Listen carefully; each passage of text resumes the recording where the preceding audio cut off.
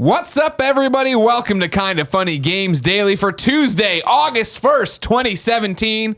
I'm one of your hosts, Greg Miller, alongside the birthday girl, Andrea Renee. Thank you. It is my birthday today. What does it feel like to be 21? You know, I've been waiting for the chance to legally buy beer in a bar for a really long time. I mean, I have this amazing fake, you guys. Sure. It's spot on. That's it's so been doing good. me pretty well. But now that I get to use my real ID, I'm going to make everyone card me all day. Exactly. Jose Luis Casillas wrote in and said, not a question per se, but praise. I just wanted to say happy birthday to Andrea. She is a unique voice in the game and tech space, without fear to speak her mind and always with an insightful and interesting point of view. Thankful for the addition to Kinda Funny and always excited for the future. Happy birthday, Andrea. Oh, that was very kind. Thank you very much. What are the plans? What are the big birthday plans? Well, I celebrated with the girls on our stream last week. They made me a cake and sang and gave me cute little gifts. So that was fun. And then today, my husband is taking me out for a fancy dinner. Ooh. He wouldn't tell me where. He just said it's going to be an adventure. Oh, okay.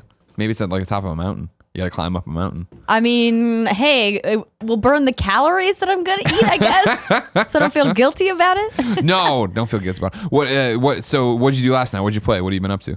Last night. Did you get more Fortnite in? Yes. Of course you did. So okay. we went out to dinner. My good friend Ray Carcello from EGM is in town for a preview event at an undisclosed company, and he reached out and was like, "Hey, let's hang out." And I was like, "Ray, you're the best. Yeah, let's do it." Yeah. So we had dinner at a Japanese barbecue place. Ooh, very, very nice. I platinum Patapon.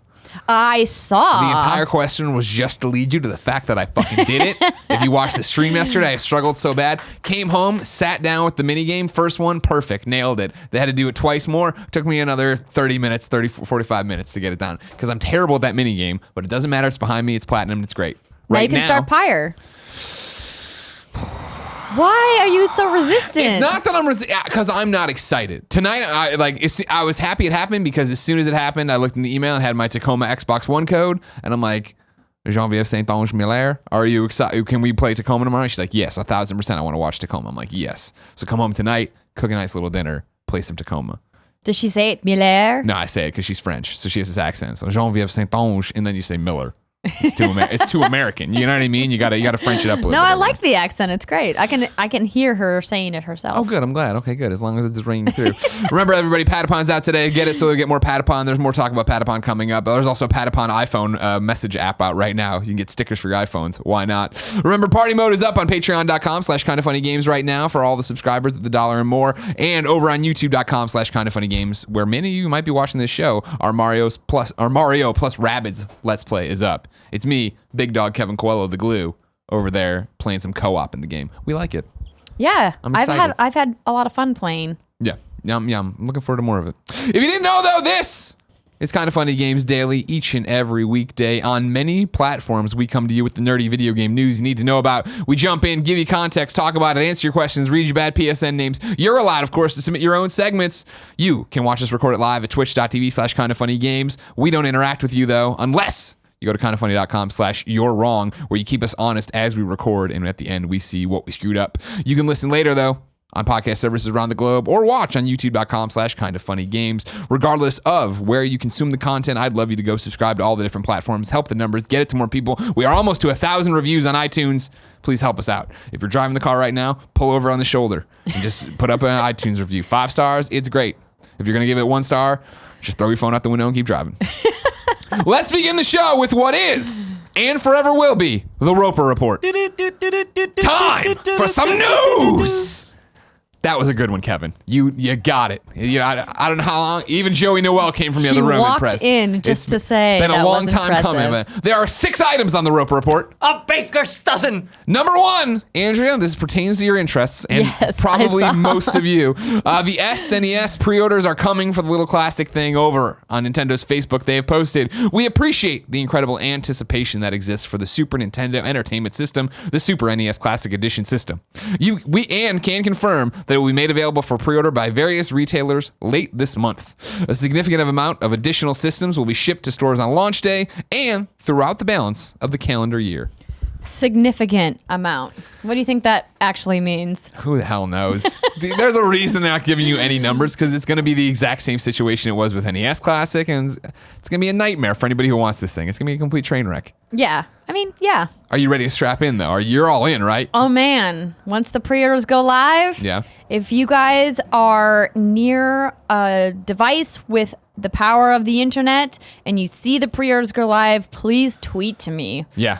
I would greatly appreciate as much notice as possible. But get them right away, too. Oh, get yeah. as many as you can. Don't do the thing so many of you have done with the Switch, where you're like, oh, I see it in the store in North Dakota, and you walk away. Like, no, buy it and sell it on eBay. You can make a mint on this. Do it. I mean, yeah, if the resellers are going to do it, like people who do it professionally, you might as well get in on it. Sure. It's not buy them, bring them to PAX, sell them there like Girl Scout cookies. What a great idea. Except they're not going to be out before PAX. Crap, good point. They're going to be out at the end of September. New York Comic Con. That's a good and one. Here's another one for you. At New York Comic Con, bring empty boxes, fill it with rocks, sell those. No, don't do that. Run away. They'll never catch you. Don't do that. That's bad. No. Well, Be honest. Did you ever see that? Did you ever see that one of, like, I think it was PlayStation 3, but it might have been PS4, of this guy who went and returned it at Best Buy and got his money and left, and then they opened it up and it was just a brick. He just put bricks in there. It weighed the same amount, and people were like, "Oh, okay, cool." That's on Best Buy for not actually 100%. opening the box. No, I mean, don't be an asshole either and do this kind of stuff. Well, what happened to my friend Alexa Ray was she bought Joy-Cons thinking they were the neon, the blue, and the red Joy-Cons because it was on the box at Target. And then she got home and opened the box, and it was the gray Joy-Cons. Really? And Target wouldn't let her return it because of it's an electronic item. That's some bullshit. Yeah, I was like, Target wouldn't let you return it? Really? Yeah. Not even for store credit? She blew him up on Twitter? That's what you gotta do. You No, gotta she take your case didn't right there. because she's a kinder person. Not you and me. You No, and me. You I demand. would've We paid for goods and we want them the way we want them. I would have blown their Hell spot yeah. up. Yeah. Jesus. Number 2, speaking of retail, GameStop is going to be open on Thanksgiving. Kotaku broke this story. I'm going to read parts of it here. Here comes a quote from their release, GameStop that is. To better serve our guests and their evolving holiday shopping needs this year, GameStop will open its stores for a shortened and limited time on Thanksgiving Day. Many of our store associates and guests have asked for this. We have heard their requests and are making an adjustment to our previous position on the topic. For context, 3 years ago, GameStop announced plans to close all of its stores on Thanksgiving, telling press the move was, quote, out of respect for company employees and their families. In 2014, the company told Think Progress, quote, at GameStop, we often use the phrase protect the family in reference to our business. A large part of that means to us is to not open any of our GameStop, Simply Max, blah, blah, blah, blah, locations on Thanksgiving Day out of respect for our associates and their families and friends. We believe it's the right decision, not only for our employees, but also for the customers. Enjoy this time with your loved ones, and we'll see you on Black Friday. GameStop remained closed on Thanksgiving 2015 and 2016. This year, the company appears to have a change of heart. Continue on a little bit later in the same Kotaku piece. It's been a rough year for GameStop, which has seen shares tank as the video game industry embraces the digital market. I'm then pulling this from the Wall Street Journal. GameStop's net income decreased from $65.8 million in the year-ago quarter to $59 million. Then Andrea adds in, but GameStop posted an earnings beat on a 3.8% increase in net growth. Back to the Kotaku piece. Thanksgiving lands in the middle of one of the busiest seasons for gaming, as many big publishers race to release their hot fall titles in time for Christmas, which will be the prime sales season for GameStop. Parentheses, the SNES Classic and Switch will no doubt be large parts of the sale drivers as well. Andrea, what's your read on the situation? So I have a couple of things to say about this. First, I need to be the person to admit that a few years ago in 2015, when they originally said that they were going to close for Thanksgiving, and that was really the first year that we saw stores open on the actual day of Thanksgiving. Trying to get ahead of Black Friday. For Black Friday, right? Like, when I say day, I mean not like midnight. I mean like 6 p.m. The day of. And I had echoed a lot of other people's sentiments that I don't think it's right that Thanksgiving stores are opening that early on Thanksgiving.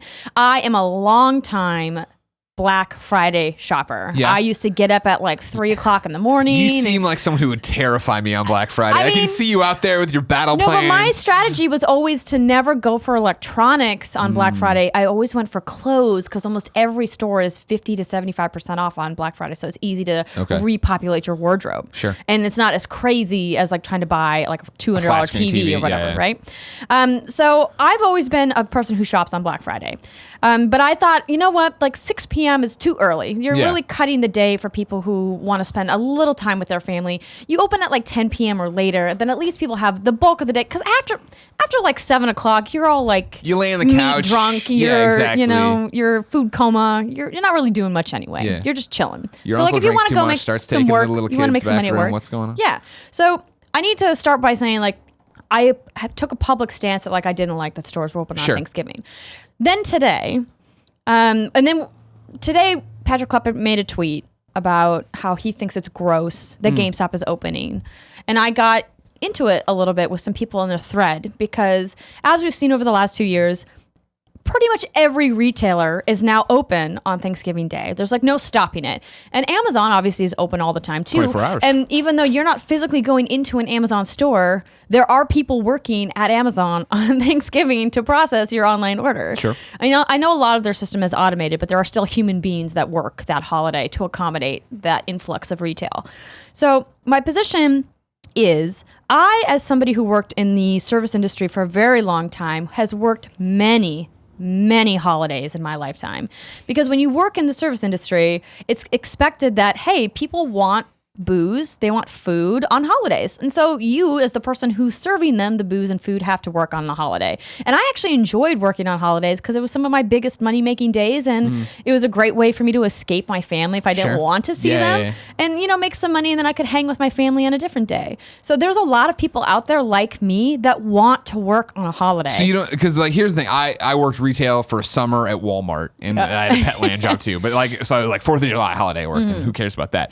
You buy this, then the GameStop thing of many of our store associates and guests have asked for this. Do you think the store associates have asked to be open? I think it's up for debate what many means. Sure, How great point. many people are asking for hours, I don't know. But I do know that GameStop incentivizes stores to sell as much as possible, and they get bonuses and rewards for being the top earners in their region. And in order to do that, what better day to make excellent sales numbers than Thanksgiving Day, right before Black Friday, when every other retailer is now open. Yeah. So they have to compete with Walmart, with Target, with Best Buy, and of course with online retailers as well. And so if they're closed, if the company is mandating that they be closed on Thanksgiving, then they're automatically taking away a giant portion of sales that now those people are going to go to other retailers and get the deal at Target or, Sure. or Walmart instead of GameStop. So I see it from that side. Do I also see it from the other side that unfortunately some people are now going to be forced to work on a holiday that they didn't want to have to work? Absolutely. And like that's hopefully something that could be avoided depending on, you working out shifts with people at your Yeah, job. I had to do that sometimes when I was bartending and I needed to get like New Year's Eve off, which is like when you're a bartender, you never get New Year's Eve off to party. Yeah. You're always working. But if I wanted to party, I had to like kind of barter, be like, oh, well, I'll work Thanksgiving or the night before Thanksgiving, and then you can take New Year's Eve for me Yeah, or yeah. whatever. That's just part of that gig. And I want people to know that like I got frustrated with his tweet saying it's gross because it's really not fair to call it gross anymore because everybody's doing it. See, that's my And- that's my takeaway from what you're talking about, because and you're it's raising a also- lot of interesting yeah. points, and I feel like it's not even if you feel this is a gross decision, right? Because my first reaction is like, ugh. Like, that sucks for those people working at GameStop. Right. I'm not a Black Friday guy. I'm not even a retail shopper for the most part, right? I just do everything online. Don't worry about it. It doesn't affect me, whatever, blah, blah. But what you're saying is interesting in the fact that if you think this decision's gross, you need to stop and think about the fact that it's actually the shifting landscape of the business, of retail in general being gross, right? It's not Right. just this decision. It is the fact that if you don't do that, then don't shop at any of those places. Don't shop at all on that night so they Right. get the message kind of thing. Exactly. I mean, and listen, you're allowed to have your opinions. If you think it's gross, you can think it's gross. It's the internet. I don't know if you are. But to think it's gross just because GameStop's doing it, Sure.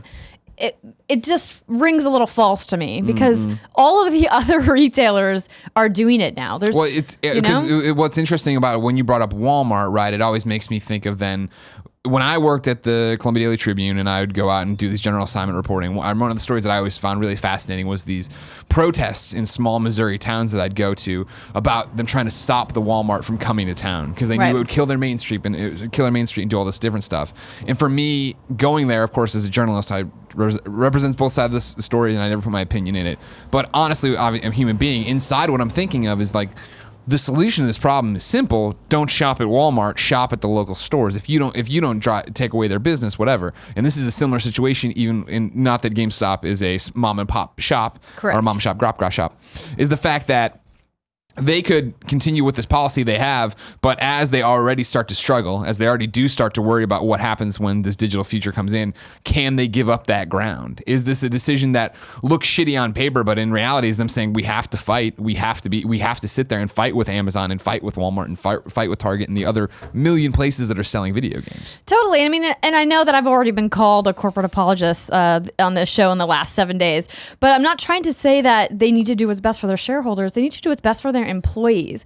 So if they continue to slide in profitability, that means they have to close stores, which means they have to fire people and take people's livelihood away, which isn't good. There are thousands of tens of thousands of employees that GameStop employs. And so if those employees are going to GameStop and saying, hey, in order for my store, if a GameStop manager says, my store needs to compete, and in order to compete, I need to be open on Thanksgiving to take the business away from the Target that's down the street, then they should be allowed to. I don't see why that's such a crime. I think GameStop should maybe make it elective. I think that would be a nice compromise to say, hey, you as the store owner, or you as like a regional director or whoever, if you guys decide that it's best for your business to be closed, then you can be closed. But if you want to be open, then be open. But I don't know how that kind of a situation would actually work, if that's something that GameStop's capable of doing. Again, now you go back to being, no, we are a giant corporation. Right. Like, I don't know if they want to make sure, like, hey, we don't want to mix the messages. We don't want people to be confused about if GameStop is open or closed. Yeah. But I think that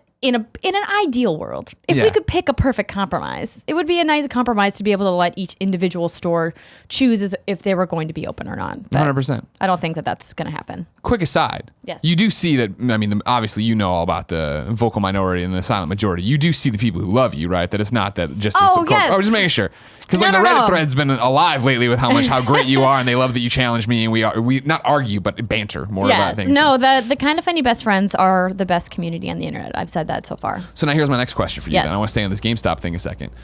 You worked with GameStop for quite a while. Yes, I did. No longer do. No longer work with GameStop. What do you think of GameStop as a company? I've said this before and I'll say it again. They've always been incredibly kind to me.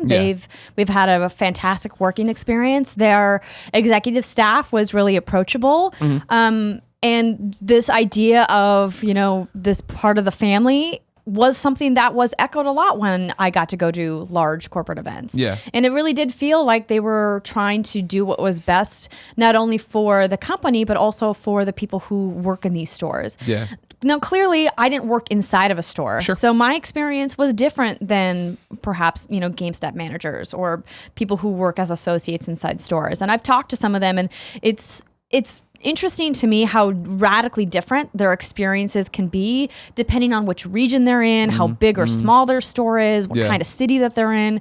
And so I could not or will not attempt to speak for any of those people. But my experience was always really positive, and they do seem like they're trying to stay connected to the community and really focus on who gamers are and trying to service gamers to the best of their ability. For me, when we left IGN, it started Kind of Funny. I don't think I ever had like this is what I think of GameStop, you know what I mean, kind of mentality about it at all. But I thought of it more as person who doesn't go to the brick and mortar shop, doesn't do this. Every time my old GameStop stories were always like, I go in, they try to sell me some of the strategy guide, they do this, try to convince me to buy it used. I was like, I don't want to do that. Not horrible stories, you know what I mean? There was, back when it was EB, there was this guy in Columbia, Missouri that was a monster that I did boycott. That was just one guy. I know. Stick with me. Okay, I boycotted for like 2 years, and then eventually I ran into somebody who worked there like, oh, that guy got fired a long time ago. You should come back. And they were great. Anyways, we leave, we start the own thing, and GameStop reached out. I'm like, hey, do you want to come to the GameStop Managers Expo and host the live stream where people come and the developers come and show their games and stuff?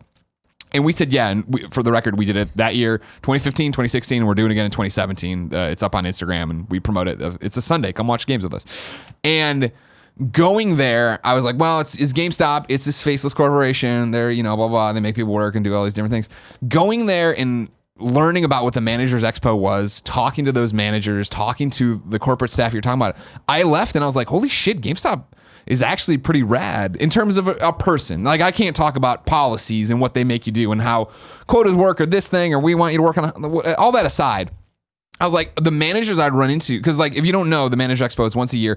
Every manager in America, right, gets flown to one place from every store so that they can learn and get told for the next year what games are. Last year we did the live stream, and Tim and I worked the Square Enix room where we gave this presentation and just basically talked to people and said, all right, this is what Hitman is. Let's talk about it, and joked around and did dumb stuff. But all those managers I met were so engaged. They knew who, not engaged in video games. Some knew who we were, and that was cool. They were best friends. People who didn't were just nice and wanted to talk about video games.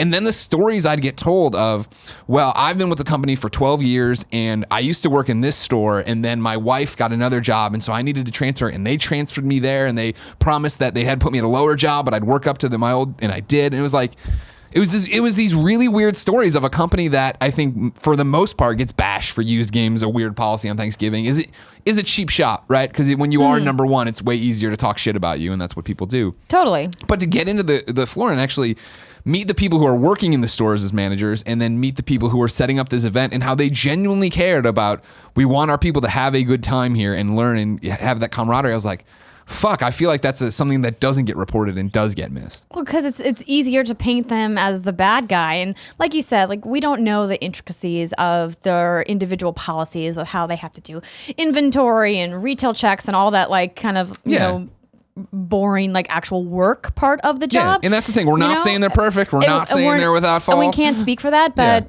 I can only speak from my personal experience, and, you know, it's always been really positive. So, like, does this policy, is it unfortunate for some people? Yeah, but it could be great for others. So that was my only point when this story came up, was like, stop and think that maybe some people actually want that opportunity in addition to people who don't. That's all. It's not gross. black and white. It's not gross, Patrick. I love you, Patrick. I like your hair and your streams. Your hair is pretty excellent. Number 3 is a quick one. Resident Evil Revelations 1 and 2 are coming to the Nintendo Switch via IGN. The 2012 and 2015 survival horror games Resident Evil Revelations 1 and 2 are coming to the Nintendo Switch late this year. Capcom has announced that in addition to the re-release of Resident Evil Revelations on Xbox One and PS4 on August 29th, both Revelations and its sequel will also be coming to the Nintendo Switch before the end of 2017. I guess technically I could have put that in the new date section, but it didn't. At the end of the year, it's kind of news. You know, just suck it. Enjoy it. You got some dates. Sometimes these are tricky, okay? Number 4, PlayStation 4 has sold more. GameSpot reports Sony has now shipped 63.3 million PlayStation 4 systems worldwide, the company announced today as part of its latest earnings report for its fiscal first quarter. This is up 60 million for the period ended March 31st. Sony shipped 3.3 million units between April 1st and June 30th. The new figure, 63.3 million, represents units sold to retailers, but not necessarily sales to consumers. The latest actual sales number that Sony provided was 60.4 million, a figure that the company disclosed during E3, good through June 11th. Now, Why Not Pete wrote in to kindafunny.com/KFGD and says, according to Business Insider, the PlayStation 4 has sold 63 million units worldwide. He goes on with all the numbers we just went through. Then he goes, for reference, the PlayStation 3 sold 2.4 million during its April 1st to June 30th at the same stage of its lifespan, 2010, while lifetime units sold at the time were around 30 million. So what he's comparing is the fact that it's PS3 at this time, lifetime was 30 million. About half. Yeah, 63 million right now for PlayStation 4 at this point. And so then he goes, with PlayStation 4 selling so much better than the PS3 did, should we expect another 10-year console life cycle? And what year do you and Andrea think Sony will finally announce the PS5? Thanks for answering my question. Kinda Funny Games Daily has become a must-watch show for me. Keep up the good work. Well, thank you, Why Not Pete. We appreciate that you like watching the show. So this is an interesting idea. I mean, clearly the PS4 is a better system than the PS3. I can comfortably say that. Sure. No more cell processor. Nobody wanted it. Get it out of here, Mark. Sorry. It's an interesting idea talking about the new console life cycle because it's something that we all are, speculating about. With the introduction of these mid-cycle Pro consoles, the Xbox One X and the PS4 Pro, does that mean that they're going to continue to milk this console cycle for a full decade, or are they going to introduce something faster? I feel like every new generation that's come out, the technology is moving faster than the generation before it. Yeah. I think that we could have a much shorter cycle based purely on what's available from a technological standpoint. But I don't know if they want to go through launching another console and having the developers have to catch up to that again and having their audience split again sooner. I think 10 years is a nice time frame to give people kind of value for the box that they bought and give developers a good amount of time to make maybe 2 or 3 games within a single console's life cycle. But I mean, it couldn't move much faster because of where digital is going. 100%. I think, the interesting thing is the fact that this is such a different console life cycle. What you're talking about, these incremental consoles that are a little bit more powerful. Are we ever going to see a PlayStation 5? Or is it always, from here on out, is it like the iPhone where we get different models and things do or don't work and, it's backwards compatible? It isn't something that effect. I think what's important always to think about because 10-year life cycle was such a, selling point for both like the PSP and the PlayStation 3 was the fact that it's not to say that it was 10 years by itself, right? PlayStation 3 was still going. Its 10-year life cycle included the launch of the PlayStation 4 and things to that effect. So when we'll see another one, I don't know. And it's what's really weird is how Sony and Microsoft will handle this, and the fact that PlayStation's still selling so well. Why complicate the market? Why put something else out there? If I'm PlayStation, clearly somebody's working on a PlayStation 5 right now. They're kicking around and trying to figure out how to make it work, what components go inside of it. Same thing at Xbox. But you're going to sit there and go, well, I'm not going to launch this thing until this thing starts to taper off, until these PlayStation 4 numbers start to be not so astronomical. I mean, like you're saying, half. They're 30 million ahead of where they were this time last generation. That's crazy. There's no reason to get and screw that train up. Not to mention that while they do that, they get to really chart the course for the industry in terms of consoles. Where Xbox sure can come out and be like, all right, we're doing Xbox 2. We're doing a brand new thing. Then are they the Dreamcast now? Are they're again, all right, cool, we're putting this thing out.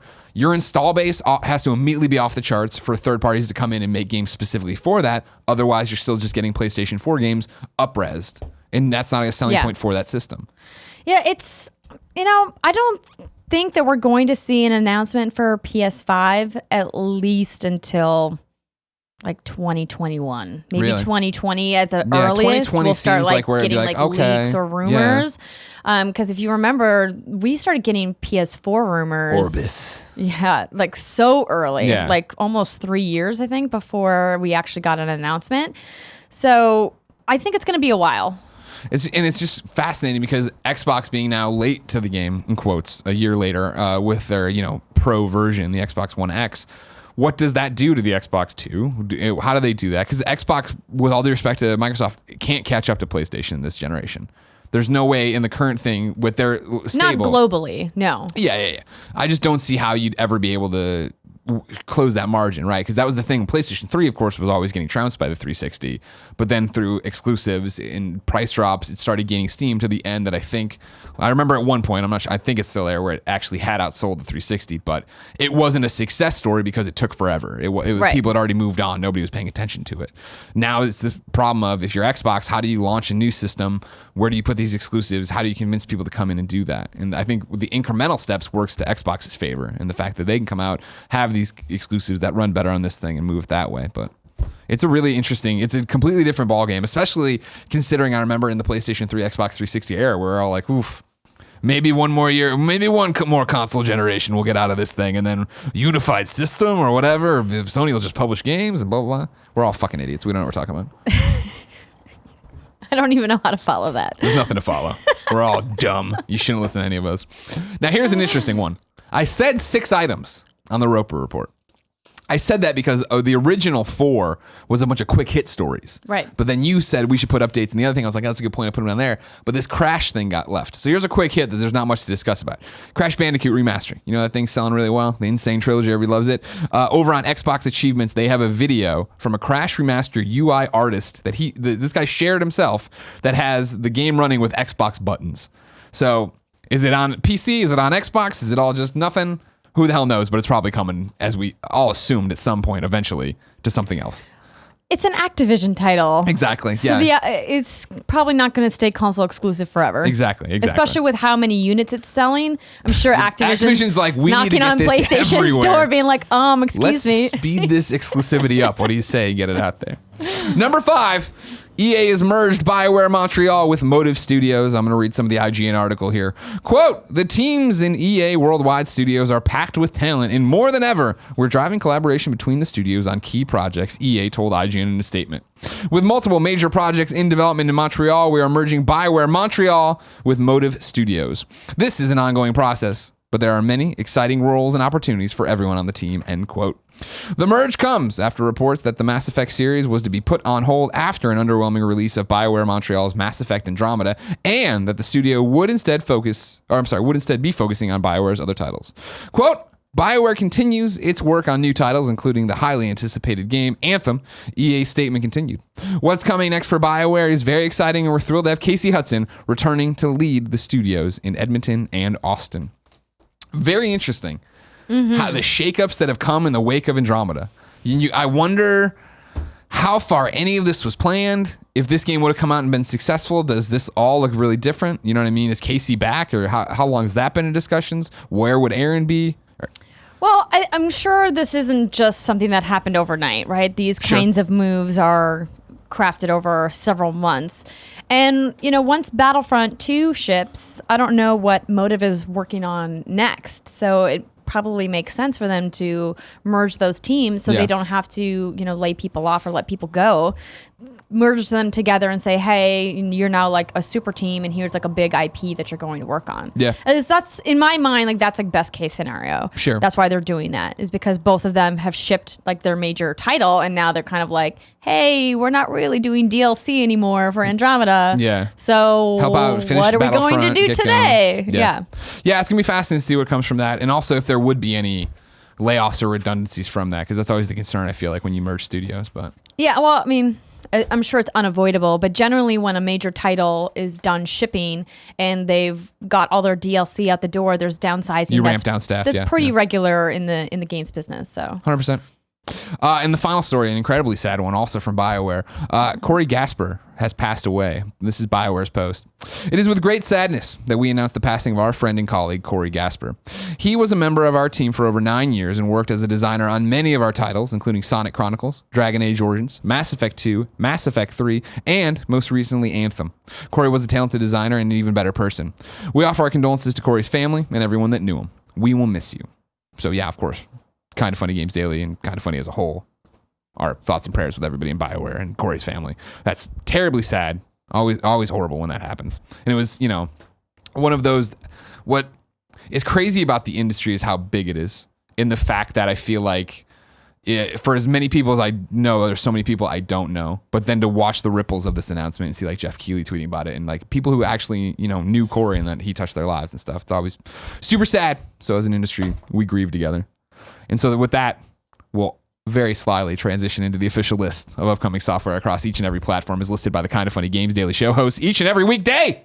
It's Tuesday, Andrea. There's a lot of stuff out. I know. You ready? Ready. You got The Voice in the Void on PC, Aztez on PC, Tacoma on PC. It's up on Steam. Kotaku was trying to tell me it's all out tomorrow. I'm like, nah. It's up on Steam right now. I saw it myself.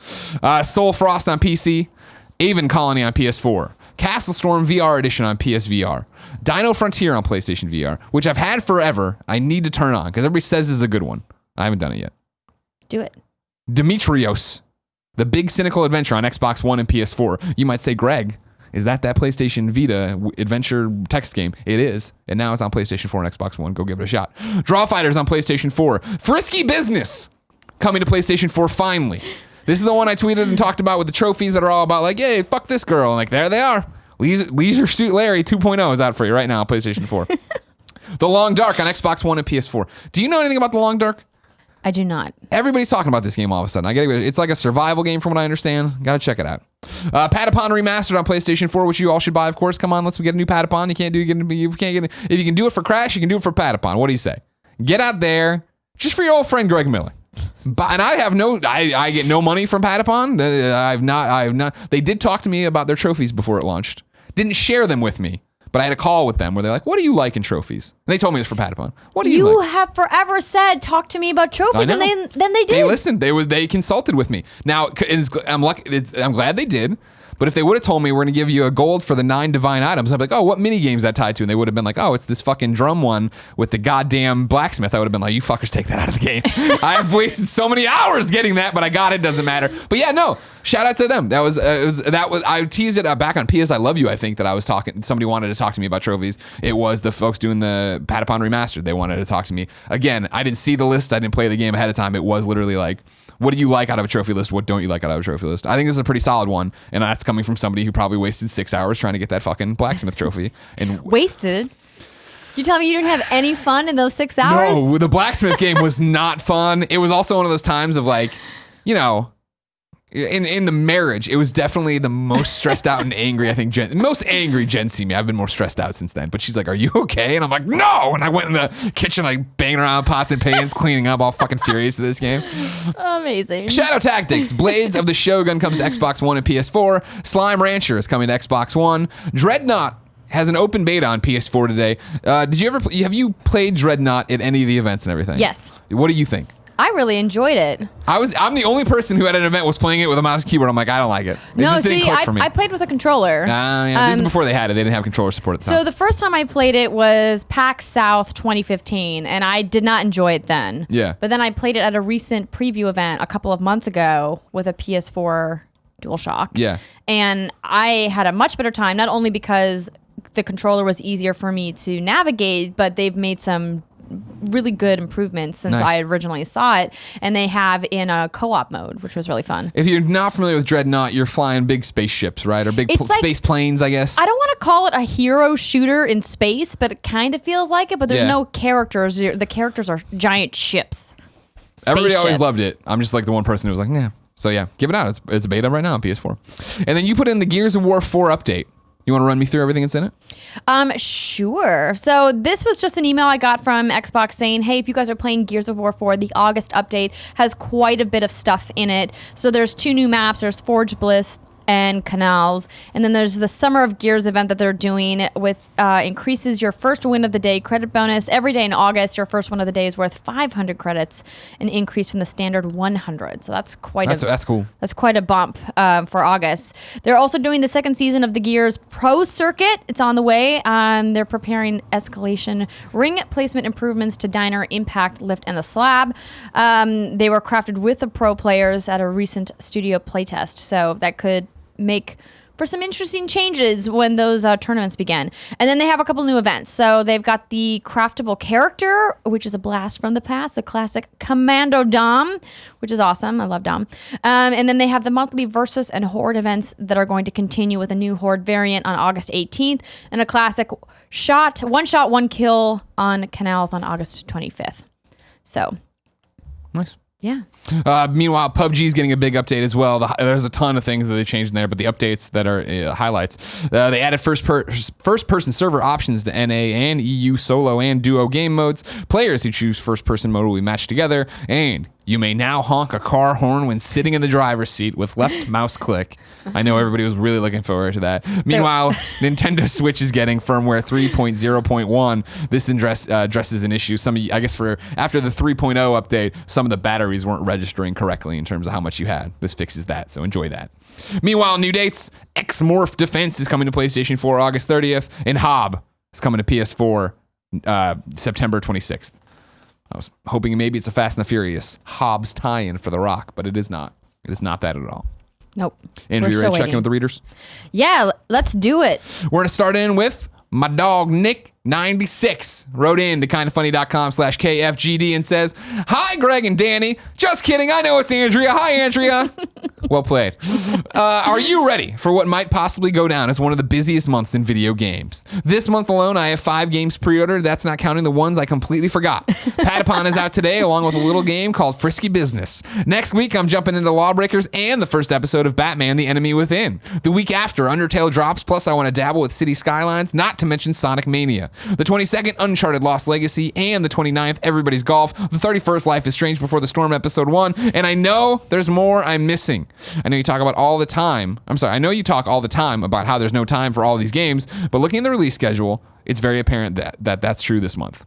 My question is, do you think publishers are looking at August as a good sleeper month to release their games? Like how January through March is becoming big release. Maybe I'm wrong, but I don't remember that many games releasing this month. Thanks for doing the podcast. Really helps me through the hard days at work. Love and respect, my dog Nick 96.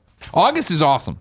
It's been awesome historically. There's been some really great games that have released in August. I don't think it's being overlooked by anybody.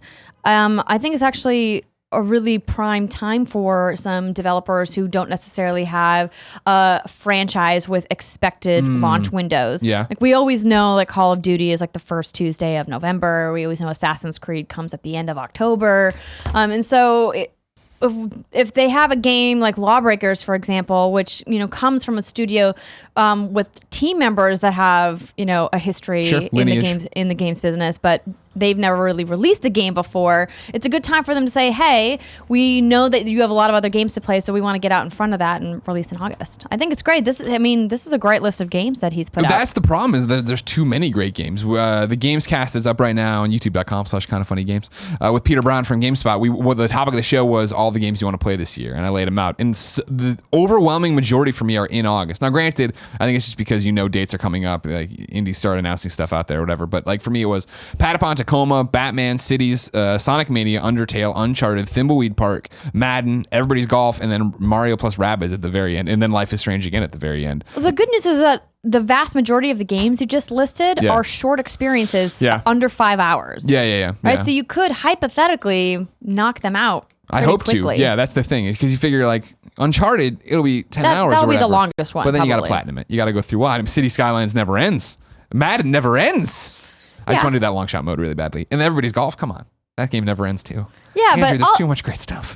You can do it though. I believe in you. Thank you. I'm glad. Thank you very much for that. Yeah. No, but I mean, the interesting thing about all those, with notable exceptions, obviously, of like Madden, and then I would even say, well, no, Uncharted, Madden for sure. I would put Batman, since Telltale's like episodic and goes out. I think it is a place of like, all right, cool. Here are all these weird games, niche games, these things that are going to appeal to an audience, but not necessarily the giant swath of people. You don't have to worry about the fall, Black Friday kind of stuff like you're talking about with Call of Duty or Battlefront and all these different things out there. Right. So yeah, I think you've said it's been happening for a while, and I think this year there's just such a great quality. I think this is the best year of gaming probably ever. 2017 in terms of releases. The spring was so overloaded. This summer's been awesome, and the fall looks great too. Yeah, the Game of the Year contenders are gonna be really interesting. It's going to be tough. Yeah, of course it's Patapon. It's back, you know what I mean? It's a remaster. That doesn't count. Yeah, it does. Whatever. It's on PlayStation 4 and 4K visuals, I guess. I was like all stoked to talk about Patapon on the Gamescast, and Peter Brown's first question was like, "Oh, cool. How's it look on the Pro in 4K?" I'm like, it looks like Patapon. I don't know. I don't even have a Pro or a 4K TV. I don't know. It looks fine. I played it here. It looks fine. You don't have a Pro? No. Really? Yeah, no. Why? I love my PS4s. Like, no, it's great. But once you have a Pro and you see how snappy the menus are, and then you go back to a regular one, like it's a noticeable difference. Yeah, I know. The one we have here over there that we use for streams and stuff is a Pro. And so I think really when I was jumping through menus, the way it loads trophies faster and extra information faster, but it's just like, No, I don't want to be wasteful. I'm like, when one of these PS4s dies, I'm going to buy a Pro. One of my positions has been, and I maintain, that you don't need a PS4 Pro. But as a diehard PlayStation fanboy, I just assumed everybody does, and that's my thing. And this was my problem with how they marketed this fucking thing, is the fact that you couldn't sell it to Greg Miller and Colin Moriarty. All they had to say was that the menus are way faster and it's got better Wi-Fi. And I think we both would have been like, oh, okay, great, I'm in. But instead they're like, it's 4K and HDR. And I'm like, I don't even know what the fuck that means. I don't even have that TV. The games look fine. I'm fine. Lucas says at kindoffunny.com/KFGD, Greg and Tim. Now they're just doing it on purpose. Now they're just trolling you. That's true. Do you think that Patapon 2 and 3 will eventually be remastered? And if so, how soon? I do not think they will be remastered at all. I think if they were going to do that, they would have done it here. I think if anything, like a pack like Crash. Exactly. Yeah. I think if anything, this was a cool way to shut people like me up, and then also to see like, well, do people still care about Patapon? Is that a thing? So if you all go buy Patapon, maybe we'll get Patapon 4, and it'd be rad. Because Patapon 3 was awesome. Patapon 2 was good as well. They got they got better. They got better and better as they went. But I remember Patapon 2 was a lot of grinding. So just, I'm happy they didn't, because then it would have taken me forever to platinum that one. But I would have done it because I have to do it. I love these little eyeballs. I love them so much. We had a lot of, I almost gave a shout out on Twitter for this, but got distracted. So I'll do it to you real quick. Heads up. Today, August 1st, the best day we've ever had for questions at kindoffunny.com/KFGD. You guys killed it. Like every one, I was like, damn, this could be like topic of the show for a different. This is great. Here we go.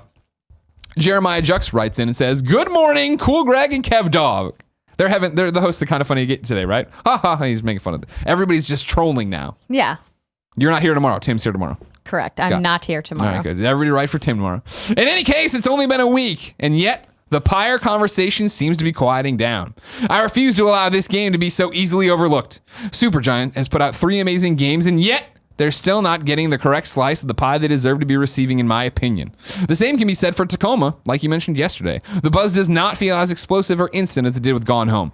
Again, Gone Home's buzz was not instant. That built and built. They both came out today. Yeah.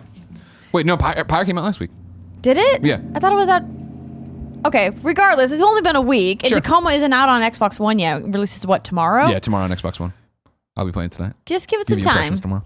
But there's a slow burn involved with the spread of these games. My question is, does the term indie game still hold these games back despite their precedence? In other words, how has the reputation of independent games progressed thus far? Is it still more or less the same, or are they on another level now in terms of their reputation? Thanks for the show. It's friggin' awesome, Jeremiah Jux. That's an interesting question. Here's what I'll say. PlayerUnknown Battlegrounds was technically considered an indie game when it first launched. Yeah. And I don't think that held that game back. Yeah. There's been several success stories from indie games, and I don't think we're in an era now anymore where that moniker indie games is something that's going to hold it back. I think what the gameplay is, who the studio is, who the creators are behind the game could potentially hold the game back if people don't know who these people are. Luckily for Fulbright, they had a successful game before. Yep. Luckily for Supergiant, they also had two successful games Yeah. before. So I don't think that because they are still deemed indie, that's holding them back. They just, as we mentioned, I think yesterday, they're just confusing concepts to explain to people. I think that's the biggest issue is the concept of the games, and then, but just does the term indie hold people back? I don't think it has. Yes, the reputation for the independent game moniker has progressed leaps and bounds. Because I remember being at IGN, right, and like in 2008 or 9 when you're playing XBLA games or PSN games and having those conversations. Man, it's really good for a downloadable game. You know what I mean? What's a downloadable game of the year? And that was a big deal when that finally went away, and it wasn't downloadable game of the year anymore. Journey is in running for game of the year. That's part of it. Indie game, I think now, and it's different for every person, and it's more of a nebulous thing. Indie game gives you a sense, I think, of what kind of, not quality you're getting, but maybe even length, maybe even visuals.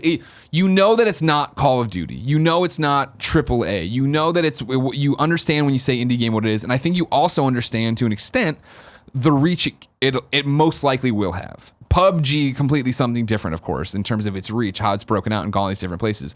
But like Pyre, I always, use my best friend back home, Poe, who's a professor. He's a professor at a college now. He has a kid. He still plays PlayStation, but like, Poe will never know about Pyre because he's not reading IGN. He's not watching our content. He enjoys video games, but he's a guy who's like going to Walmart to pick up that game off the shelf that he really likes. I think he's very much part of that subsection of games, or I guess the mainstream gamer, console gamer, right? Who's like, see stuff on TV as an ad. He's like, oh, Uncharted looks really interesting. That's how I think he gets his video game news and stuff. And then he looks into it that way. Assassin's Creed he buys every year because he loves that. He's hardcore at those games, loves playing them, puts lots of hours in, but he's not on the PSN. He's not on the PlayStation blog reading about these things. And I feel like that's what, to me, an independent game is, of like, okay, cool, you're going to hear about this in a montage somewhere at E3, but does it escape? Does it go further than us, the people who, and I'm pointing at the camera if you're listening at home, us, the people who live and breathe this stuff and want to know everything and know, and when you hear Greg Kasavin, you know Supergiant and you know Transition, you remember him at GameSpot, and like that kind of fan of video games is who is really into indie games, I think. Yeah. No, you're totally And that's right. where, the argument for like discoverability on the PlayStation Network comes in, and curation on Xbox and all these different things of like, how can you make it other than Poe texting me about like, hey, what's cool? Or me sending him a code for a game, be like, you need to play this. How do you get that out when it's not Batman, right? Like Batman, the Telltale series, he knows about because he sees Batman as an ad or something or whatever. And he's like, oh shit. And they run Batman ads for stuff too. Right. That's what I say. Eric Myers wrote into kindoffunny.com/KFGD and says, hey, Greg and Andrea.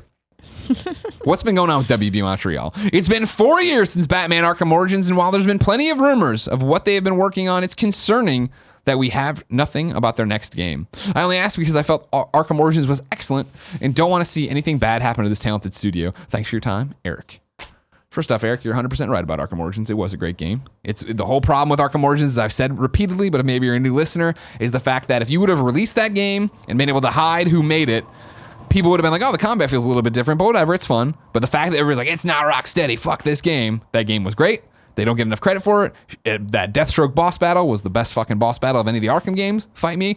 And then they should have put it on the goddamn collection, but they didn't. No one knows what the fuck they're doing at WB Montreal. The fact that the studio hasn't been closed, and I think we might have heard about some people, not layoffs, but some people leaving. I know like Eric Holmes, I believe, the guy who was helming up Arkham Origins, he'd left. I think they're still working on something. The rumors I'd always heard was things were getting canceled or changed or whatever. Because there's always that leaked Superman screenshot that had come out forever ago and like things. Was that them working on it? Who the hell knows?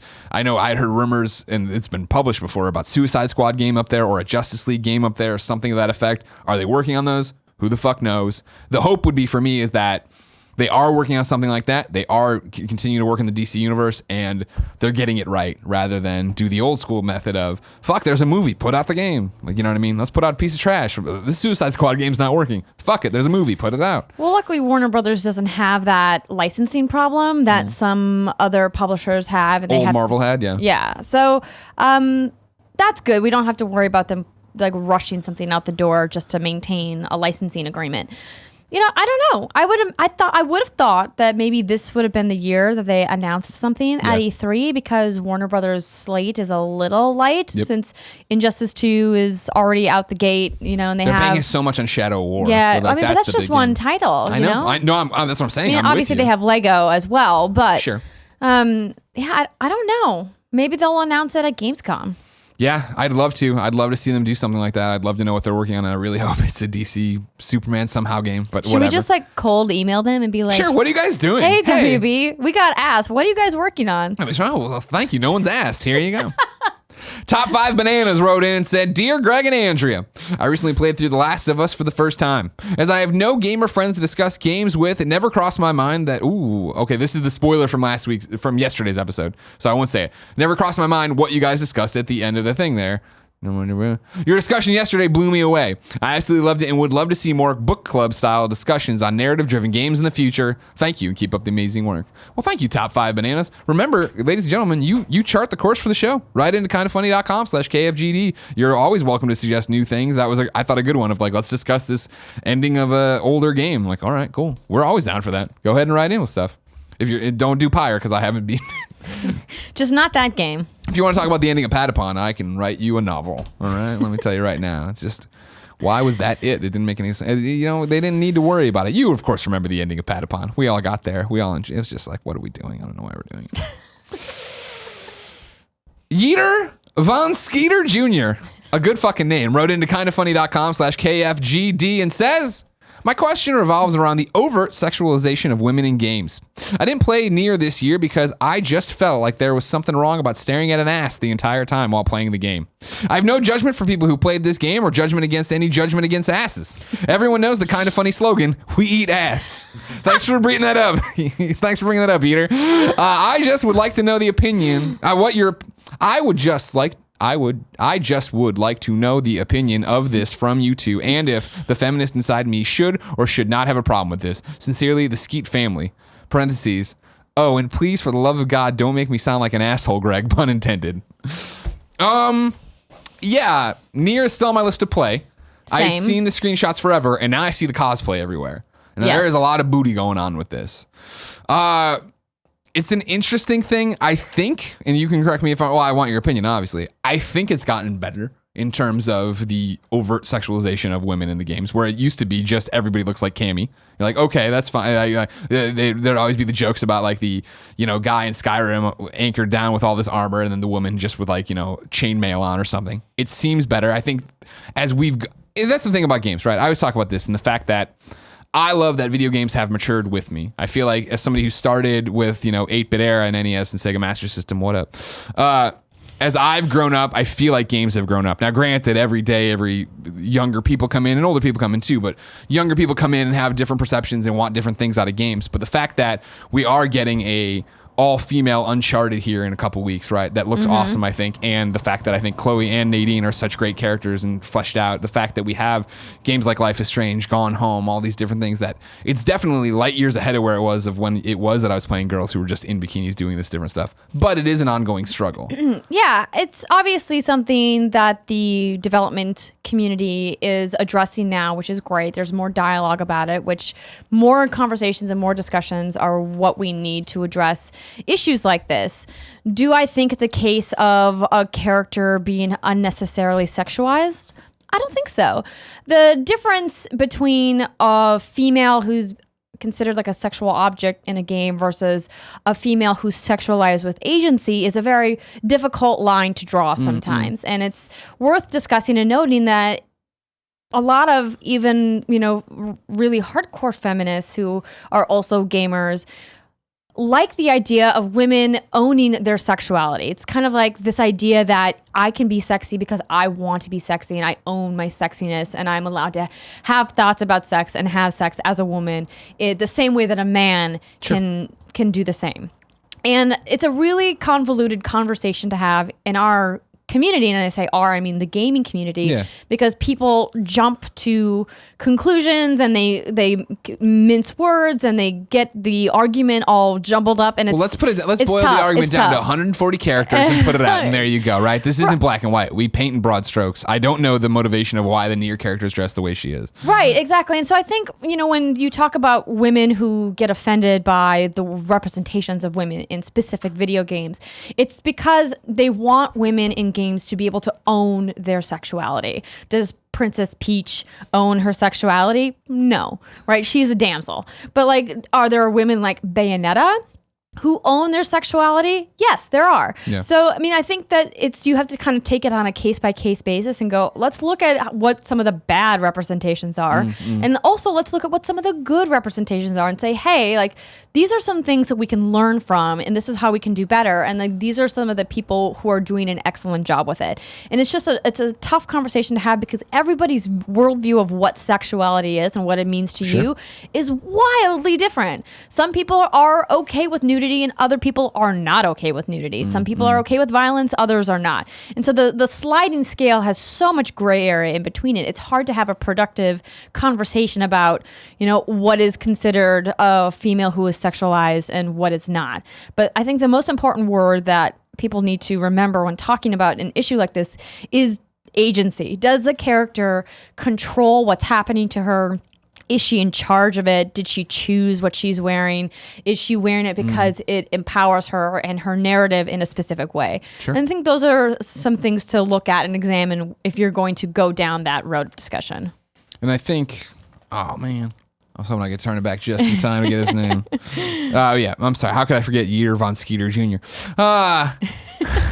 I think so. He's like, is it wrong that I feel this way? You feel however you need to feel.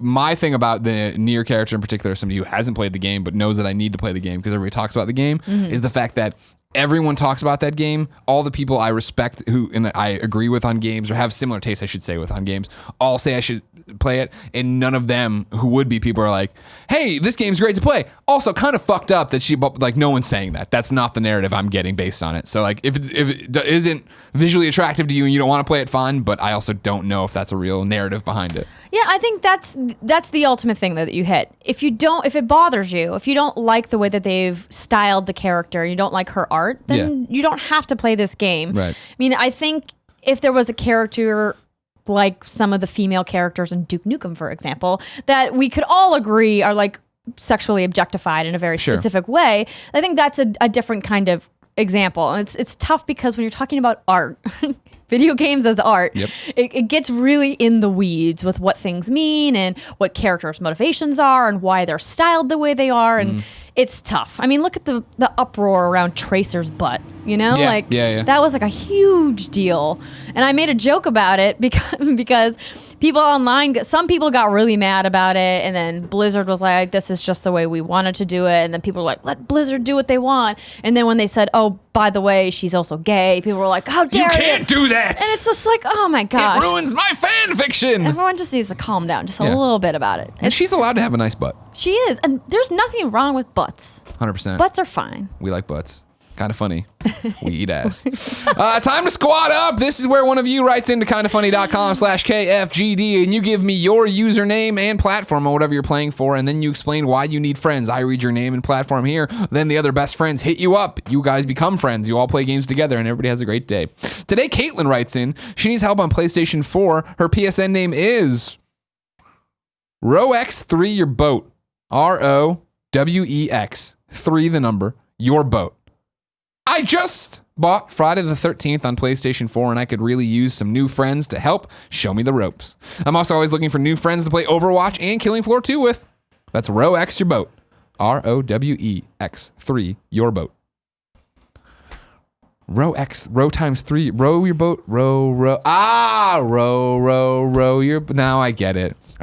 You got to think. These PSN names you got to think about. Pretty clever. Andrea? Yes, Greg. What did we get wrong in this show? Of course, this is where you go to kindafunny.com/you're wrong. Tell us what fact we got wrong while we did this. No motherfucking editorializing. Don't pimp your podcast. Don't put your YouTube videos in there.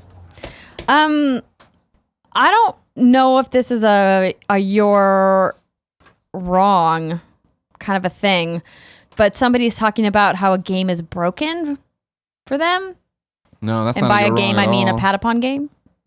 Well, now I need to hear about it. What's wrong? Patapon Remastered is broken for me, and yes, my TV is on game mode. I feel I need to draw attention to the problems with Patapon Remastered so that people are not misled by Greg's praise. As it's my favorite game, I know how it should play, but the game was utterly unplayable because of input lag, as a few European reviews have mentioned. Feel let down by Sony that I wasted £10 on this. It must be British, and I'm asking for a refund. As I think I mentioned on some show recently, yeah, I saw somebody screen capped the Metacritic yesterday morning that had like IGN Italia on there and some other site, and the reviews were red, so they were like super low, and they were saying that like unplayable, something's wrong.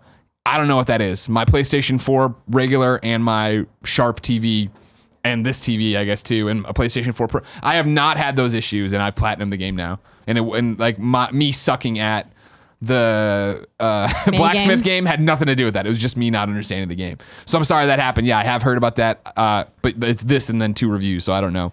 Maybe it's an international thing. Glitches happen. When we talked with Giant Sparrow, I mentioned a section that I had trouble with, and he was like, wow, you stumbled upon a glitch that only 1 in 100 people were able to do. And we were never able to recreate, and so our devs were never able to make a patch because we couldn't recreate it. Oh, wow. So like sometimes that stuff is really unfortunate and it happens. And the problem is there's so many variables. This happened to us with the Housemarque games all the time, and then with Tetris Ultimate, where because I had the max friends on PS3 back in the day with Dead Nation, and then the re-release of Dead Nation on PlayStation 4, I had the 2,000 friends and things.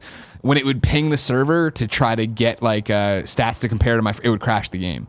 And it was one of those, I was like putting up videos on IGN being like, this is broken. And they were hitting me up like, you're the only human being we've seen. We don't know what's happening. And finally, that's what we traced it back to. And it's like, I don't know, maybe that PlayStation has something else that's done this, that's done this. Maybe it's just the international version, or the, PAL version of it has something. Yeah. I don't know. Works for me in America, the best country in the world. Right, cool, Greg? That's right. Thank you very much. The next one, the new Switch update does not fully address the battery issue, but they do offer a ridiculous workaround process listed here. And so I'm not going to go through this entire process because it's quite long, 7 steps, but it's on polygon.com. So if you guys are having battery issues, still after the update, there is a step-by-step process that does look like a giant pain in the ass. So Nintendo! Hopefully that's not your situation. According to a WB Montreal jobs posting, they are working on a AAA DC game, which I think we discussed. So they're seeking a senior systemic gameplay programmer to work on an open world AAA title based on one of the DC Universe's most popular IPs. Hell yeah. Getting that Plastic Man game. Yeah. Yeah, right. Andrew's reading to make sure they're really yes. Wrong. So guys, this one is to editorialize. Just love it so goddamn much. Dear Greg, hey Greg and Andrea, I just wanted to let you know that the reason that 2B from Near looks that way is on this site. And it says, apparently, quotes, but the biggest reason is that I just really like girls. So I'll need to look at what this link is. Okay. So it's Yoko Taro on why Nier Automata protagonist wears high heels. Quote, I just really like girls. So Okay. I guess that's the simplest answer. He It just sounds likes like he girls. just really likes high heels. I mean, I like high heels too, but you can't fight really in high heels. You can't run really. But I mean, it's a fantasy world. I was gonna if say, I could Jurassic wear, World would argue if different. I could wear like bitchin' high heels and run and kick ass and Sure. fight, I would do it. All right, cool. But I can't. And you like girls then? I do. Okay. All right. This one's really long. This doesn't look like a correction. Just fucking tell us what we got wrong. I'll come back to that one. So this one regarding this is the same thing. Her sexy outfit is never used as a plot element. Additionally, there are also male characters in the game who are just as sexualized to the point of being naked in some scenes. However, Yoko Taro has stated that 2B's outfit was designed strictly for having sexy female characters. So take that for what you will.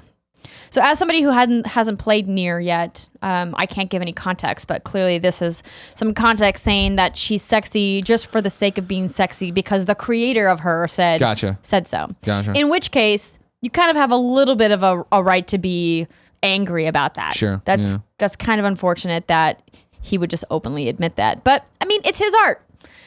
So like, his game. Well, yeah, go make it your do creation. I like that? No. But do I have to play that game? No, I don't. Good point. Good point. You know, I'm at a point in my life, Greg. Yeah, here, lay it on me. You're a married woman now, 21. Yes, I just turned 21. I'm recently married. And I'm kind of like, you know what? I'm trying really hard to let go of some of the angst that I had when I was 20. Yeah. And say, you know what? You do you. Yeah. Just like, Sure. you do you out there. And I'm going to do me. And you can do you over there. And I'm going to do me over here. And I'm going to try not to be mad about you doing you. Good point. Unless you're hurting somebody else actively, then I think it's okay. Okay. But if you're hurting someone, then you know we're gonna have words. Then we're gonna have trouble. Yeah, but if okay, you're just minding your own business, you doing you, I'm trying really hard. Just let it go. Just let it go. Doesn't matter. It's hard. It's tough. Yeah. This is a tough thing for me to do. Okay. But I'm working on it. I'm glad you're doing it. We'll work through this together on Kind of Funny Games Daily. And you guys out there who are listening and watching, hopefully we can all work on this together. Just you do you. Just stop being so angry. Next segment is a brand new one, submitted basically by two people. Charles J gives us the name, then JT Keebs gives us a spirited rant. It's called Step Your Game Up, and then in parentheses, Sony. So it could be anybody who needs to step their game up. But today, PlayStation, well, I'll just let it get to it. I'm going to go to JT Keebs. It is a spirited rant. Well, here we are again. Sony shows us another terribly designed and embarrassing limited edition controller with Destiny 2. This thing literally looks like Target was selling $1 Destiny sticker sets, and the controller design was due in 20 minutes, so the designer panicked, just slapped them on a Glacier White DualShock 4. Uncharted was simply blue. Star Wars was slightly better with some color variation. Call of Duty Black Ops 3 was decent color mod too, but this glimmering white turd is a slap in the face to people who would love a well-designed limited edition DualShock 4 for their favorite series. My question is, should Sony outsource design contests? He's mad about the controller. That's the same thing Charles J said. This is the controller. Have you seen it? I have seen it. Yeah. There's 3 Destiny 2 decals put on a Glacier White controller pretty much. And that's what, Charles J wrote in about this, and he says their latest controller is literally a standard DualShock 4 White version 2 with logos slapped on it. At first I didn't care, but then I started to think Spider-Man could get an amazing controller, but then realized, wait, that'll never happen because Sony needs to step their game up with these custom controllers. Damn, people are mad about custom controllers, Andrea. Well, maybe somebody from Sony could write to the show and let us know the process for how these are handled. Because don't do that. You get fired. I don't know who's in charge of the final design. Is it PlayStation or is it the IP holder? Right? Like, is this Bungie's bad design or is this Sony's bad design? I can't imagine. Regardless, we can agree that it's bad ugly. design. Yeah, that doesn't motivate me to go buy it at all. It's sad because the original Destiny Glacial White PS4 was beautiful. The gold, like etching on the top of the console I have at home. I love that. That's really excellently done. If they had done something like that for this controller, I would have ran out and bought one.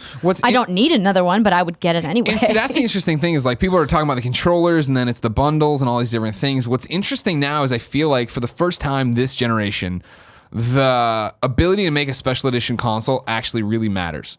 Before it was always, I got a PlayStation 4, why would I care? Darth Vader PS4, that's cool, whatever. Now if they're actually doing, hey, here's a PlayStation 4 Pro bundle. You know what I mean? If they come out with Spider-Man, they're like, hey, we have a fucking kick-ass Spider-Man PlayStation 4 Pro. That's the kind of thing where like, all right. Well, I want to get a Pro eventually and have it menus run better. Why not get it and make it look like Spidey? That'd be awesome. But if it's just going to be fucking stickers all over it. Yeah, I think they could make such a great console if they came up with a good idea for a Spider-Man bundle. But I don't know. I know some people at PlayStation. Yeah. Maybe I can find out who's in charge and we can submit an idea. Put on your reporter hat. We're going to submit. Oh, I like this. We start a contest. We all start designing Spider-Mans. Ooh. I don't know though, because Spider-Man's technically owned by Disney. And Disney's like real specific about their stuff. We know Bill over at Marvel Games. Let's reach out to Marvel. Yeah, okay. Maybe that'll be a better path to victory. I think it would be. Yeah, okay. I like where we're going with this. All right. Ladies and gentlemen, we're going to get started on that. But remember, this has been Kinda Funny Games Daily each and every weekday here on a variety of platforms. We run you through the nerdy video game news you need to know about, getting deep into it, talking about it, being filthy. Then we answer your questions, put out your PSN names, do all that jazz, new segments. Write in, do whatever you want, kindafunny.com/KFGD. Remember, this is a product of kindafunny.com. Go there to keep the mics on. Please subscribe to us on iTunes, podcast services around the globe. Let's subscribe to the YouTube channel. Go to Patreon, all that jazz. You know what I'm talking about. And until next time, no. It's been our pleasure to serve you. Happy birthday, Andrea. Thank you. Real quick, Charles J. Write to kindafunny.com/KFGD with what you wrote about Transistor and Supergiant Empire, because it's too big and it's not a you're wrong, but we could talk about it if you write it on the other thing. Do that and we'll bring it up on Thursday. Yeah. We'll shake hands again. Okay. The mic was in my way this time.